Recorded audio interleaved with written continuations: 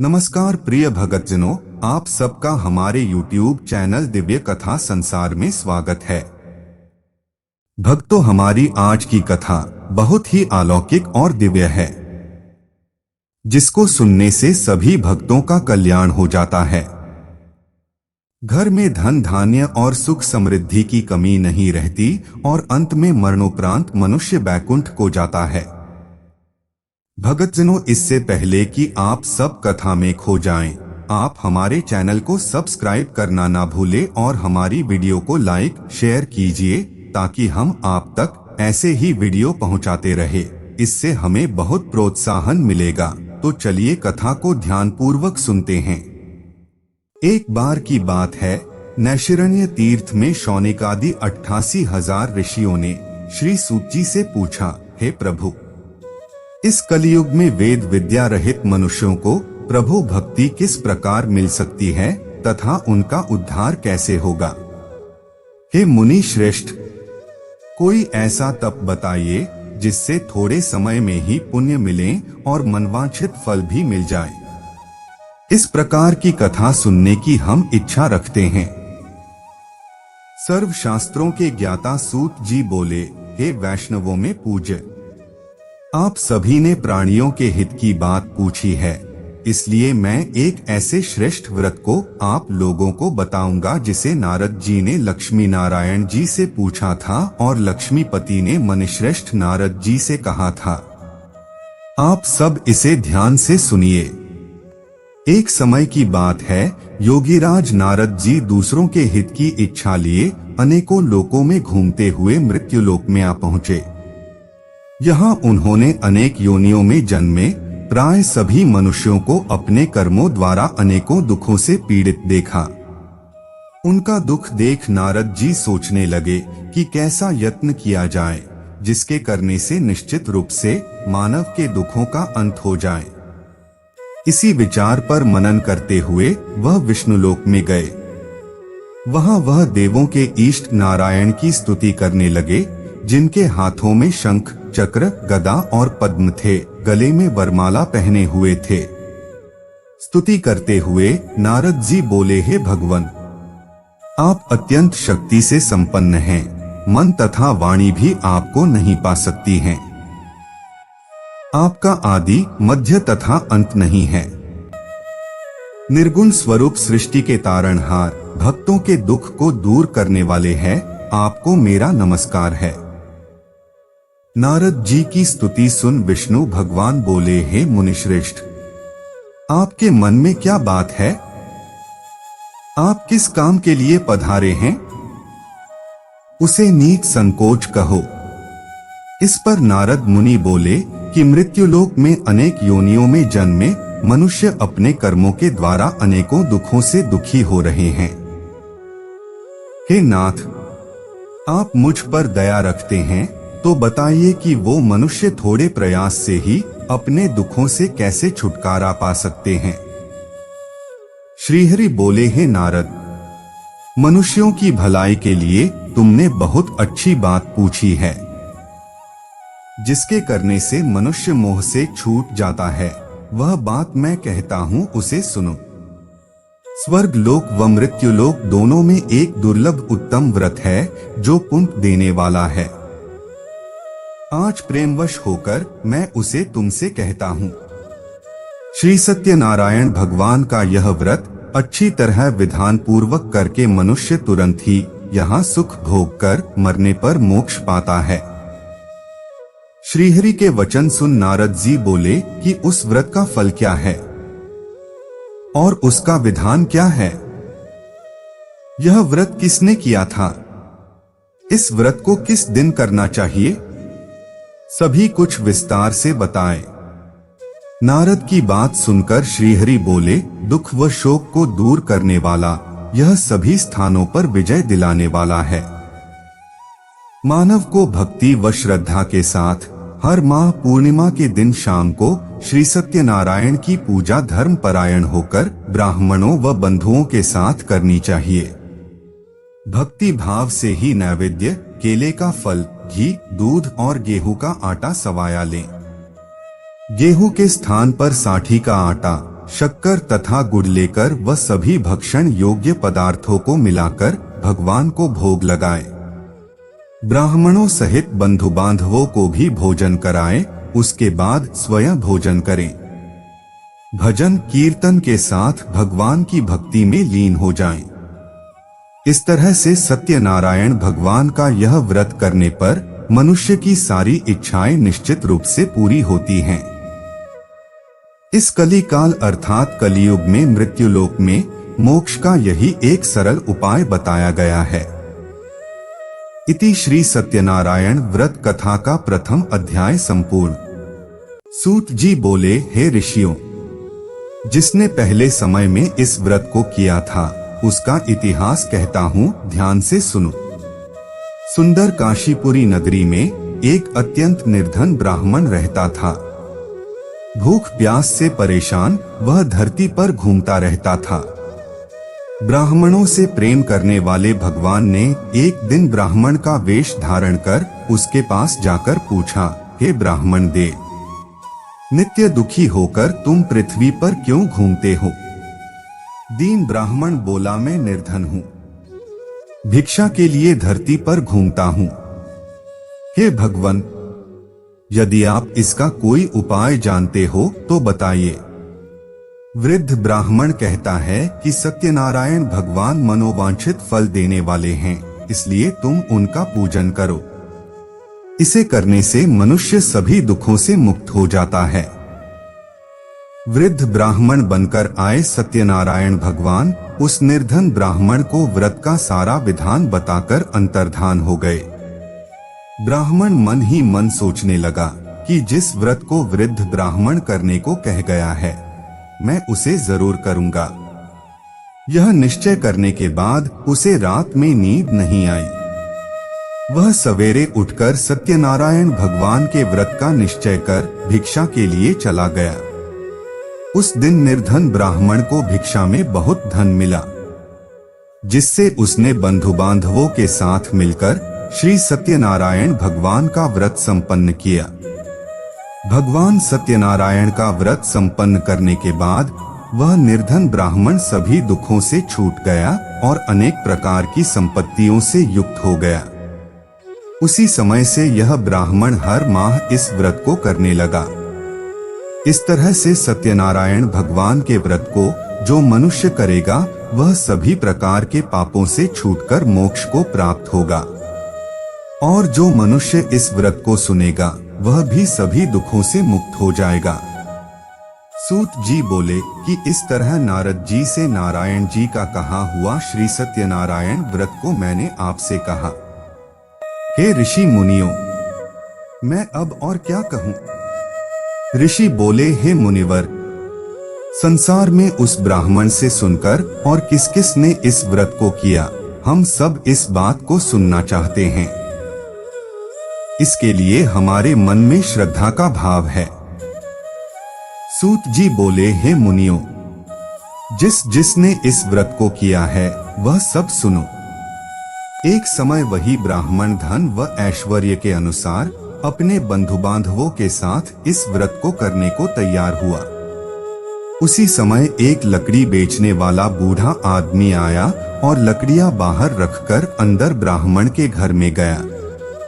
प्यास से दुखी वह लकड़हारा उनको व्रत करते देख ब्राह्मण को नमस्कार कर पूछने लगा कि आप यह क्या कर रहे हैं तथा इसे करने से क्या फल मिलेगा, कृपया मुझे भी बताएं। ब्राह्मण ने कहा कि सब मनोकामनाओं को पूरा करने वाला यह सत्यनारायण भगवान का व्रत है। इनकी कृपा से ही मेरे घर में धन धान्य आदि की वृद्धि हुई है। ब्राह्मण से सत्यनारायण व्रत के बारे में जानकर लकड़हारा बहुत प्रसन्न हुआ। चरणामृत लेकर व प्रसाद खाने के बाद वह अपने घर गया। लकड़हारे ने अपने मन में संकल्प किया कि आज लकड़ी बेचने से जो धन मिलेगा उसी से श्री सत्यनारायण भगवान का उत्तम व्रत करूंगा। मन में इस विचार को ले बूढ़ा आदमी सिर पर लकड़ियां रख उस नगर में बेचने गया जहां धनी लोग ज्यादा रहते थे। उस नगर में उसे अपनी लकड़ियों का दाम पहले से 4 गुना अधिक मिलता है। बूढ़ा प्रसन्नता के साथ दाम लेकर केले, शक्कर, घी, दूध, दही और गेहूं का आटा ले और सत्यनारायण भगवान के व्रत की अन्य सामग्रियां लेकर अपने घर गया। वहां उसने अपने बंधु बांधवों को बुलाकर विधि विधान से सत्यनारायण भगवान का पूजन और व्रत किया। इस व्रत के प्रभाव से वह बूढ़ा लकड़हारा धन पुत्र आदि से युक्त होकर संसार के समस्त सुख भोग अंत काल में बैकुंठ धाम चला गया। इति श्री सत्यनारायण व्रत कथा का 2वां अध्याय संपूर्ण। सूत जी बोले, हे श्रेष्ठ मुनियों, अब आगे की कथा कहता हूँ। पहले समय में उल्कामुख नाम का एक बुद्धिमान राजा था। वह सत्यवक्ता और जितेंद्रिय था। प्रतिदिन देव स्थानों पर जाता और निर्धनों को धन देकर उनके कष्ट दूर करता था। उसकी पत्नी कमल के समान मुख वाली तथा सती साध्वी थी। भद्रशिला नदी के तट पर उन दोनों ने श्री सत्यनारायण भगवान का व्रत किया। उसी समय साधु नाम का एक वैश्य आया। उसके पास व्यापार करने के लिए बहुत सा धन भी था। राजा को व्रत करते देखकर वह विनय के साथ पूछने लगा, हे राजन, भक्तिभाव से पूर्ण होकर आप यह क्या कर रहे हैं? मैं सुनने की इच्छा रखता हूं, तो आप मुझे बताएं। राजा बोला, हे साधु, अपने बंधु बांधवों के साथ पुत्रादि की प्राप्ति के लिए एक महाशक्तिमान श्री सत्यनारायण भगवान का व्रत व पूजन कर रहा हूँ। राजा के वचन सुन साधु आदर से बोला, हे राजन, मुझे इस व्रत का सारा विधान कहिए। आपके कथनानुसार मैं भी इस व्रत को करूंगा। मेरी भी संतान नहीं है और इस व्रत को करने से निश्चित रूप से मुझे संतान की प्राप्ति होगी। राजा से व्रत का सारा विधान सुन व्यापार से निवृत्त हो वह अपने घर गया। साधु वैश्य ने अपनी पत्नी को संतान देने वाले इस व्रत का वर्णन कह सुनाया और कहा कि जब मेरी संतान होगी तब मैं इस व्रत को करूंगा। साधु ने इस तरह के वचन अपनी पत्नी लीलावती से कहे। एक दिन लीलावती पति के साथ आनंदित हो सांसारिक धर्म में प्रवृत्त होकर सत्यनारायण भगवान की कृपा से गर्भवती हो गई। 10वें महीने में उसके गर्भ से एक सुंदर कन्या ने जन्म लिया। माता पिता ने अपनी कन्या का नाम कलावती रखा। एक दिन लीलावती ने मीठे शब्दों में अपने पति को याद दिलाया कि आपने सत्यनारायण भगवान के जिस व्रत को करने का संकल्प किया था उसे करने का समय आ गया है। आप इस व्रत को करिए। साधु बोला कि हे प्रिय, इस व्रत को मैं उसके विवाह पर करूंगा। इस प्रकार अपनी पत्नी को आश्वासन देकर वह नगर को चला गया। दिनोंदिन कलावती पिता के घर में रह ऐसे बढ़ने लगी जैसे कि शुक्ल पक्ष का चंद्रमा बढ़ता है। साधु ने एक बार नगर में अपनी कन्या को सखियों के साथ देखा तो तुरंत ही दूत को बुलाया और कहा कि मेरी कन्या के योग्य वर देख कर आओ। साधु की बात सुनकर दूत कंचन नगर में पहुंचा और वहां देखभाल कर लड़की के सुयोग्य वाणिक पुत्र को ले आया। सुयोग्य लड़के को देख साधु ने बंधु बांधवों को बुलाकर अपनी पुत्री का विवाह कर दिया। लेकिन दुर्भाग्य की बात ये कि साधु ने अभी भी श्री सत्यनारायण भगवान का व्रत नहीं किया। इस पर श्री भगवान क्रोधित हो गए और श्राप दिया कि साधु को अत्यधिक दुख मिले। अपने कार्य में कुशल साधु बनिया जमाई को लेकर समुद्र के पास स्थित होकर रत्नासारपुर नगर में गया। वहां जाकर दामाद ससुर दोनों मिलकर चंद्रकेतु राजा के नगर में व्यापार करने लगे। एक दिन भगवान सत्यनारायण की माया से एक चोर राजा का धन चुराकर भाग रहा था। उसने राजा के सिपाहियों को अपना पीछा करते देख चुराया हुआ धन वहां रख दिया जहां साधु अपने जमाई के साथ ठहरा हुआ था। राजा के सिपाहियों ने साधु वैश्य के पास राजा का धन पड़ा देखा तो वह ससुर जमाई दोनों को बांधकर प्रसन्नता से राजा के पास ले गए और कहा कि उन दोनों चोरों को हम पकड़ लाए हैं, आप आगे की कार्यवाही की आज्ञा दें। राजा की आज्ञा से उन दोनों को कठिन कारावास में डाल दिया गया और उनका सारा धन भी उनसे छीन लिया गया। श्री सत्यनारायण भगवान से श्राप से साधु की पत्नी भी बहुत दुखी हुई। घर में जो धन रखा था उसे चोर चुरा ले गए। शारीरिक तथा मानसिक पीड़ा व भूख प्यास से अति दुखी हो अन्न की चिंता में कलावती ब्राह्मण के घर गई। वहां उसने श्री सत्यनारायण भगवान का व्रत होते देखा, फिर कथा भी सुनी। वह प्रसाद ग्रहण कर वह रात को घर वापस आई। माता के कलावती से पूछा कि हे पुत्री, अब तक तुम कहाँ थी, तेरे मन में क्या है? कलावती ने अपनी माता से कहा, हे माता, मैंने एक ब्राह्मण के घर में श्री सत्यनारायण भगवान का व्रत देखा है। कन्या के वचन सुन लीलावती भगवान के पूजन की तैयारी करने लगी। लीलावती ने परिवार व बंधुओं सहित सत्यनारायण भगवान का पूजन किया और उनसे वर मांगा कि मेरे पति तथा जमाई शीघ्र घर आ जाएं। साथ ही यह भी प्रार्थना की कि हम सबका अपराध क्षमा करें।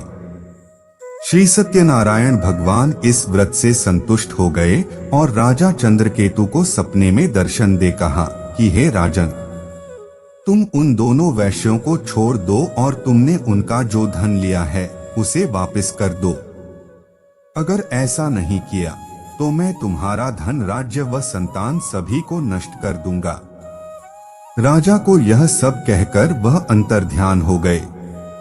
प्रातः काल सभा में राजा ने अपना सपना सुनाया, फिर बोले कि बणिक पुत्रों को कैद से मुक्त कर सभा में लाओ। दोनों ने आते ही राजा को प्रणाम किया। राजा मीठी वाणी में बोला, हे महानुभावों, भाग्यवश ऐसा कठिन दुख तुम्हें प्राप्त हुआ है, लेकिन अब तुम्हें कोई भय नहीं है।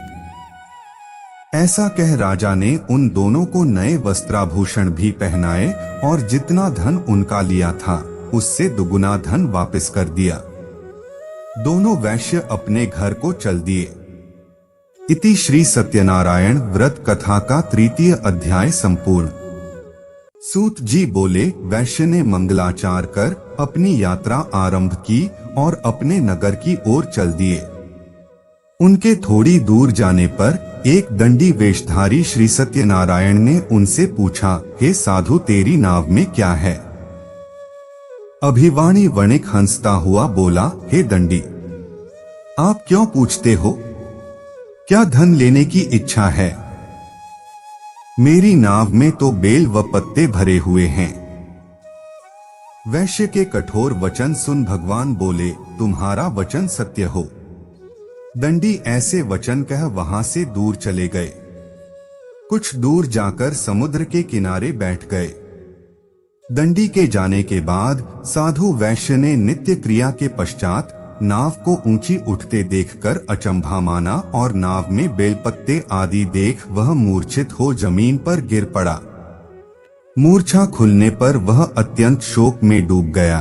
तब उसका दामाद बोला कि आप शोक ना मनाएं, यह दंडी का शाप है, इसलिए हमें उनकी शरण में जाना चाहिए, तभी हमारी मनोकामना पूरी होगी।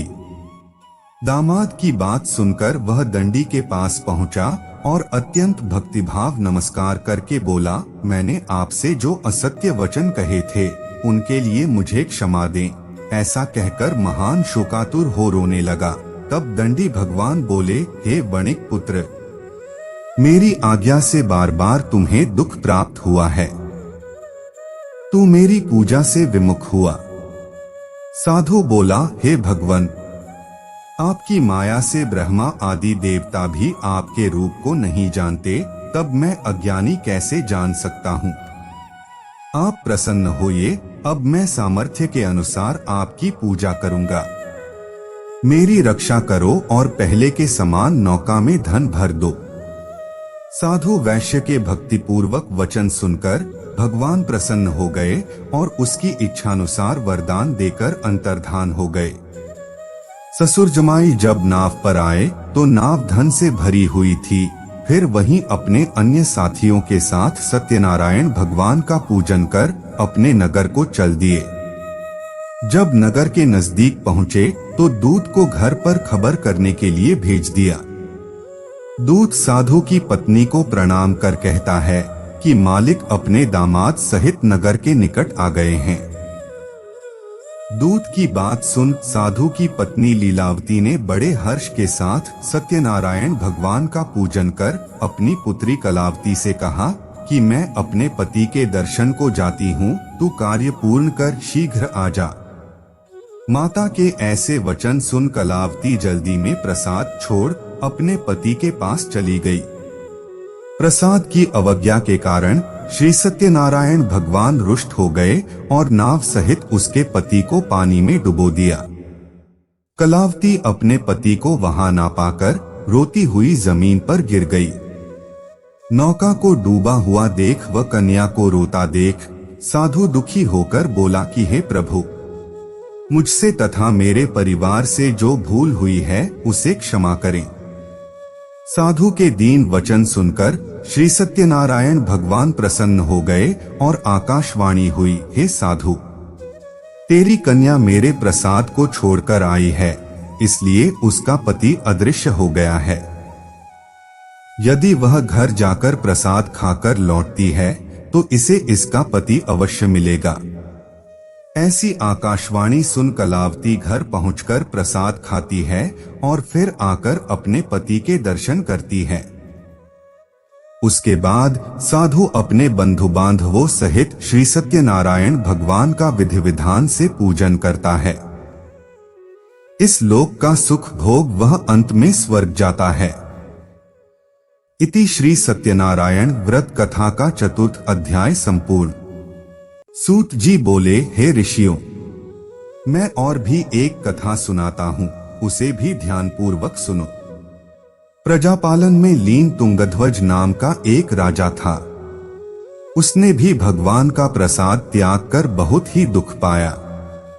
एक बार वन में जाकर वन्य पशुओं को मारकर वह बड़ के पेड़ के नीचे आया। वहां उसने ग्वालों को भक्तिभाव से अपने बंधुओं सहित सत्यनारायण भगवान का पूजन करते देखा। अभिमानवश राजा ने उन्हें देखकर भी पूजा स्थान में नहीं गया और ना ही उसने भगवान को नमस्कार किया। ग्वालों ने राजा को प्रसाद दिया, लेकिन उसने वह प्रसाद नहीं खाया और प्रसाद को वहीं छोड़ वह अपने नगर को चला गया। जब वह नगर में पहुंचा तो वहां सब कुछ तहस-नहस हुआ पाया, तो वह शीघ्र ही समझ गया कि यह सब भगवान ने ही किया है।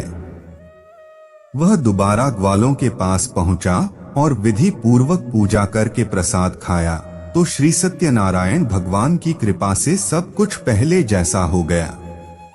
दीर्घकाल तक सुख भोगने के बाद मरणोपरांत उसे स्वर्गलोक की प्राप्ति हुई। जो मनुष्य परम दुर्लभ इस व्रत को करेगा तो भगवान सत्यनारायण की अनुकंपा से उसे धन धान्य की प्राप्ति होगी। निर्धन धनी हो जाता है और भयमुक्त हो जीवन जीता है। संतानहीन मनुष्य को संतान सुख मिलता है और सारे मनोरथ पूर्ण होने पर मानव अंतकाल में बैकुंठ धाम को जाता है। सूत जी बोले, जिन्होंने पहले इस व्रत को किया है, अब उनके दूसरे जन्म की कथा कहता हूँ। वृद्ध शतानंद ब्राह्मण ने सुदामा का जन्म लेकर मोक्ष की प्राप्ति की। लकड़हारे ने अगले जन्म में निषाद बनकर मोक्ष प्राप्त किया। उल्कामुख नाम का राजा दशरथ होकर बैकुंठ को गए। साधु नाम के वैश्य ने मोरध्वज बनकर अपने पुत्र को आरे से चीरकर मोक्ष पाया। महाराज तुंगध्वज ने स्वयंभू होकर भगवान में भक्तियुक्त होकर कर मोक्ष पाया। इति श्री सत्यनारायण व्रत कथा का पंचम अध्याय संपूर्ण।